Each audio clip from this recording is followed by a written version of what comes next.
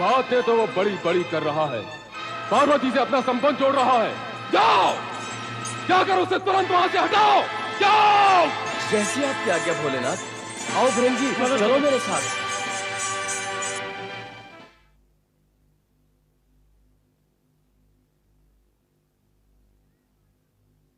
जय माता की।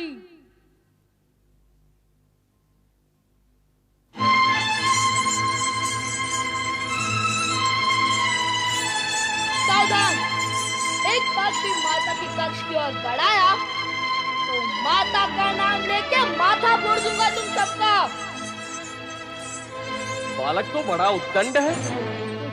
उद्दंड नहीं, हाथ में दंड है, और ये दंड मर्यादा का उल्लंघन करने वालों को दंडित करने के लिए है। बातें तो बड़ी बड़ी करता है, पर तू है कौन? तुम्हें छोटी छोटी बात सुनने का चाव है क्या? इतना बड़ा शरीर बड़ी बात नहीं झेल सकते, तो फिर तू मेरा बड़ा प्रहार क्या झेल सकेगा? मैंने पूछा कौन है तू? चिल्ला मत। ये आवश्यक नहीं कि मैं तेरे हर प्रश्न का उत्तर दूं, फिर भी देता हूँ। मैं अपनी माँ का पुत्र हूँ। अपनी माँ के पुत्र तो सभी होते हैं, पर तू यहाँ कहाँ से आ टपका?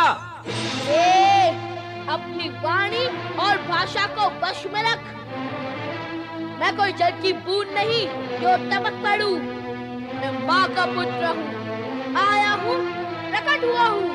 प्रकट हुआ हूँ? क्यों हुए हो? किसने कहा था प्रकट होने के लिए? किसने कहा था प्रकट होने के लिए? अरे उद्दंड, अपने से बड़ों की नकल करता है। बड़ों की नकल करने की ही रीति है, छोटों की नकल बड़े करे ऐसा नहीं होता है। बातें तो बड़ी बुद्धिमानी की करता है। कार्य और भी अधिक बुद्धिमानी का करता हूँ। नहीं, कार्य तो तूने दुष्टता का किया है। कैलाशपति भगवान शिव शंकर को माता पार्वती के कक्ष में जाने से रोककर तूने उनका अपमान किया है। भगवान भोलेनाथ की आज्ञा है कि तुमको यहाँ से हटा दिया जाए। मुझे क्या हटाओगे? पहले मेरे पग को तो तने खिला के दिखाओ। अभी तुझे गेंद की तरह उछाल देते हैं, चलो।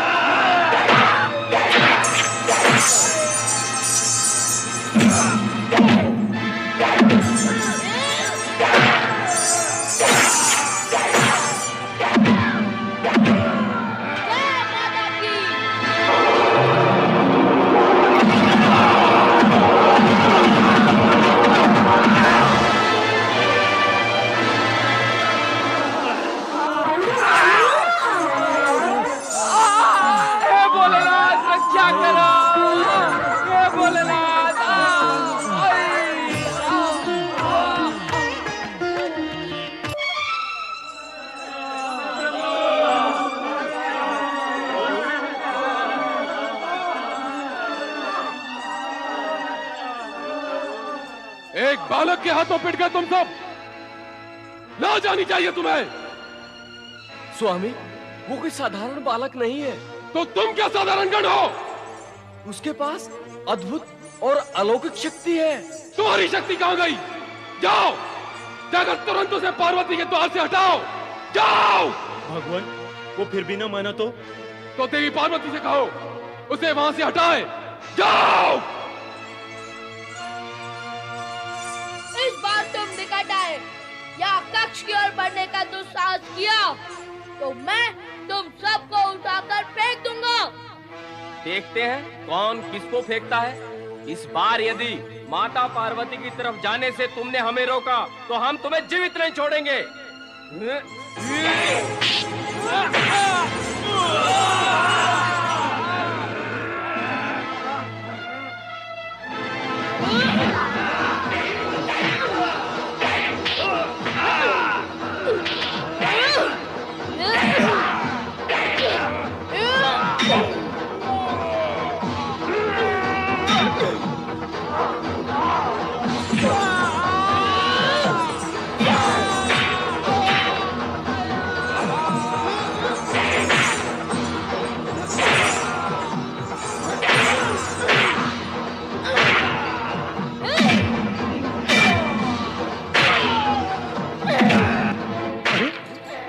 कैलाश पर कैसी विचित्र लीलाएं हो रही हैं और भगवान शिव मौन है।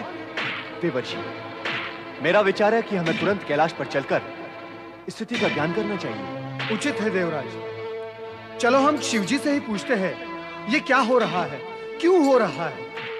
नारायण नारायण। कैलाशपति देवाधिदेव भगवान शिव शंकर की जय। हे भोलेनाथ, कैलाश पर यह कैसा उत्पात और आर्तनाद छा रहा है, आप इसे रोकते क्यों नहीं? प्रयत्न तो कर रहे हैं। पार्वती के कक्ष के बाहर एक उत्पाती बालक डंडा लिए खड़ा है। ना वो हमें भीतर जाने दे रहा है, ना गण को।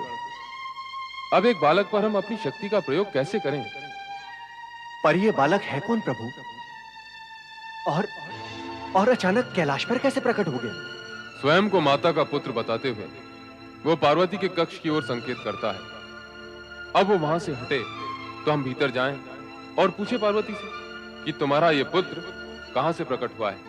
हे भोलेनाथ, आपकी लीला भी न्यारी है। जो माता पार्वती का पुत्र होगा वो आपका भी तो पुत्र होगा।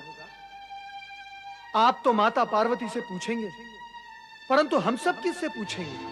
हाय भोलेनाथ, उस बालक से हमारी रक्षा करे।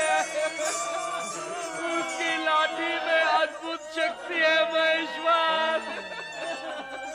एक बार और उसके सम्मुख गए तो जीवित नहीं लौटेंगे।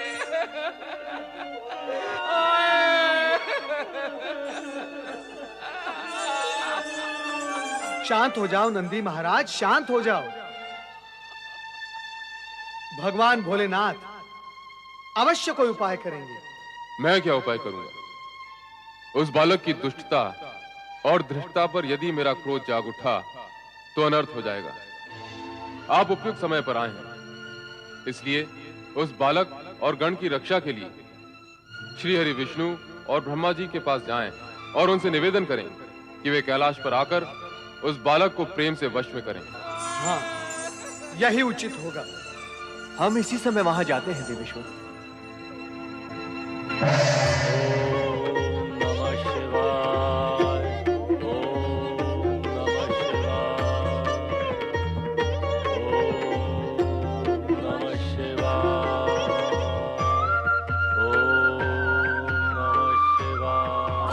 सरस्वती को प्रणाम, परम पिता ब्रह्मदेव को प्रणाम।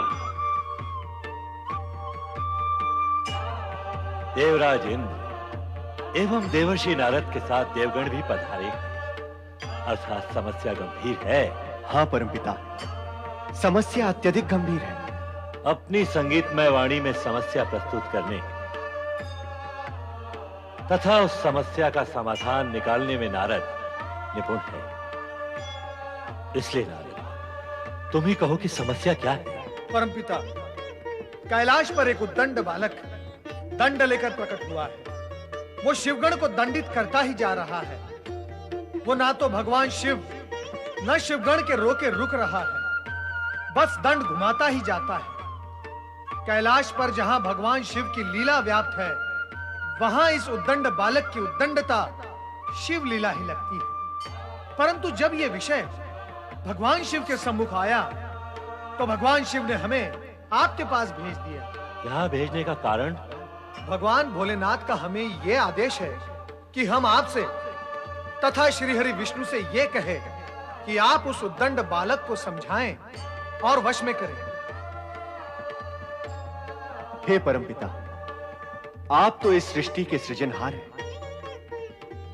उस बालक की उत्पत्ति का रहस्य आपसे अधिक और कौन जान सकता है?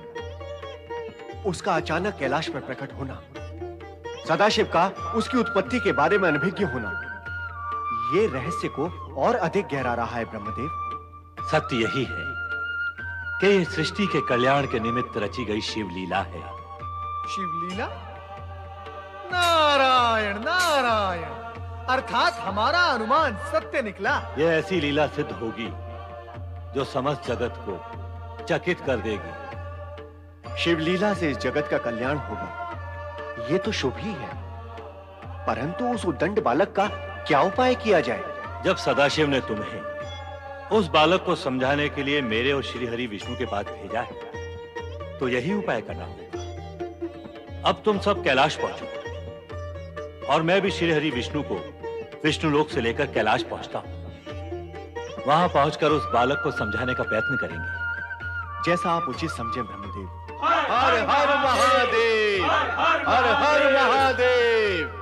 सभी देवगण कैलाश पहुंच भगवान शिव का आशीर्वाद प्राप्त कर अपने अपने लोक लौट जाते हैं।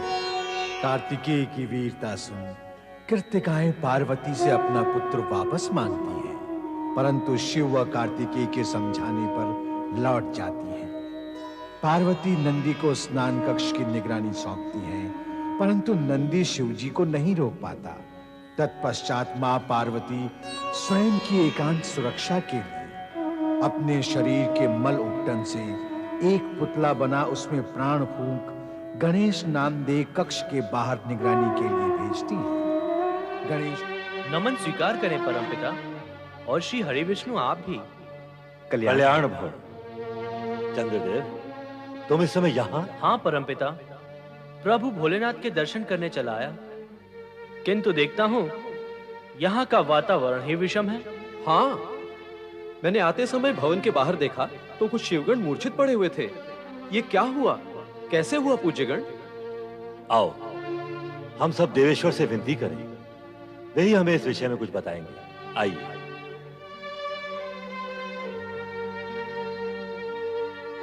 ओम नमो भगवते रुद्राय।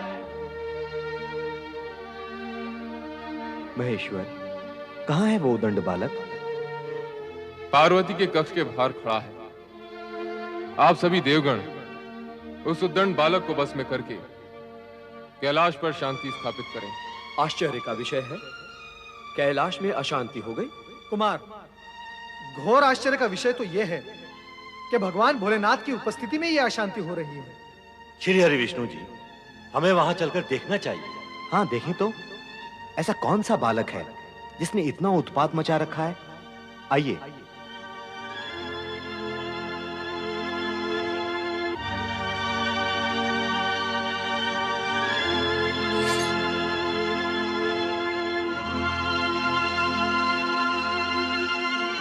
सावधान, मेरी माता के कक्ष की ओर बढ़ने का प्रयत्न कोई ना करे, इसी में सबका हित है। हम कक्ष में प्रवेश नहीं करना चाहते। तो फिर यहाँ क्यों आए हो? मुझे दर्शन देने या फिर मेरे दर्शन करने? दर्शन तो तुम्हारे कर ही लिए हैं, अब तो तुम्हें समझाने का कार्य शेष है। मुझे समझाने आए हो? अर्थात मुझे नासमझ समझ लिया है?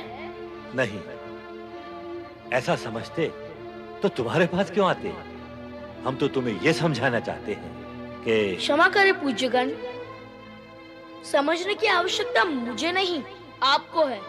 उचित यही होगा कि आप यहाँ से लौट जाएं। क्यों लौट जाएं? हम कार्य पूर्ण किए बिना यहाँ से नहीं लौटेंगे, तुम्हें द्वार से हटा कर जाएंगे। देवगण, हटाओ इस बालक को।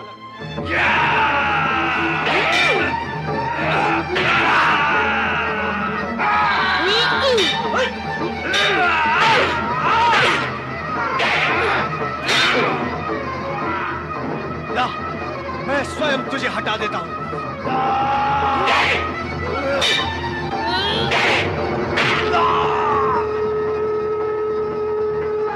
मैं सृष्टि का रचनाकार ब्रह्मा हूं। मेरी बात मानकर ये द्वार छोड़ दो, नहीं तो क्या?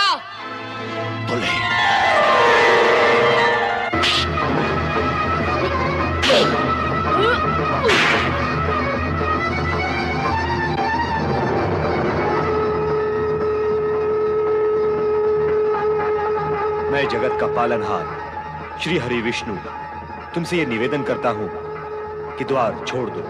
मेरी माता की आज्ञा के अनुसार ये संभव नहीं। नहीं।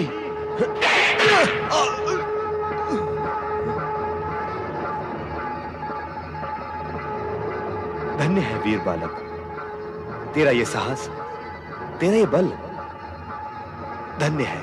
इस विनाश लीला का अंत करे महादेव।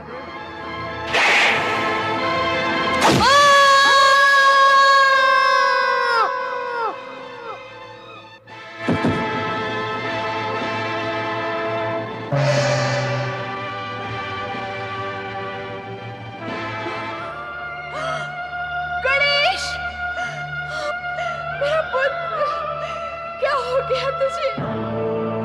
गणेश, गणेश।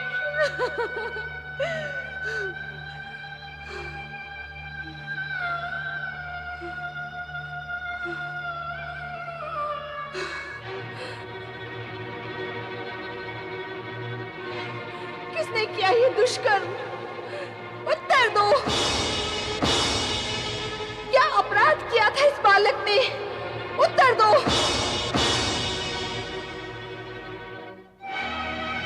माता की आज्ञा का पालन करना क्या पुत्र धर्म नहीं?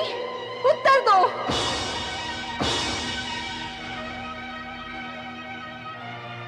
तुम सबका मौन सर्वनाश का सृजक होगा। मैं महाप्रलय मचा दूंगी। मैं अपने पुत्र के विरोधियों का सर्वनाश कर दूंगी। ऐं ह्रीं क्लीं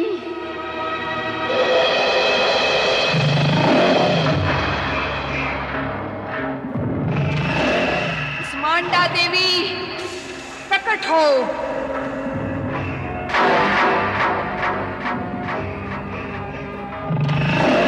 महागौरी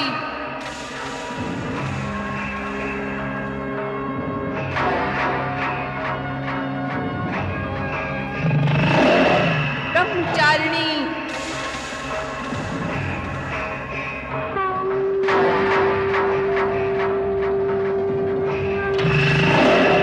सिद्धिदात्री